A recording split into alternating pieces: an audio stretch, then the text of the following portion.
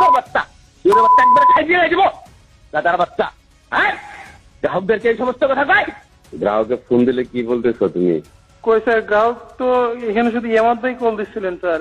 হ্যাঁ, তো স্যার উনি তো বললেন যে, আমি বললাম যে লোডশেডিং হচ্ছে।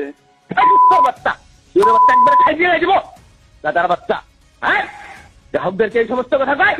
অফিসের কথা বাহিরে হলে প্রকাশ করে। কি করছি তোমার একটু আগে আমি?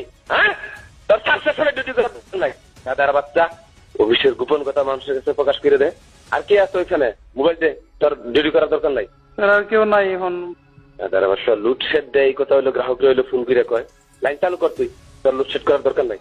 লাইন চালু করে জানা, তুই লাইন চালু করে আমার জানা। স্যার লাইন চালু হয়েছে। তুই কইতে পারছ না যে ফিরার কি সমস্যা হয়েছে দেখতেছি। সে যেরকমই চালাক হোক, তুই এই কথা কবি কি কারণে? আমি স্যার আমার মুখ থেকে বের করার আগেই উনি বলতেছে কি কালকের মতো আবার লোডশেডিং শুরু করলেন।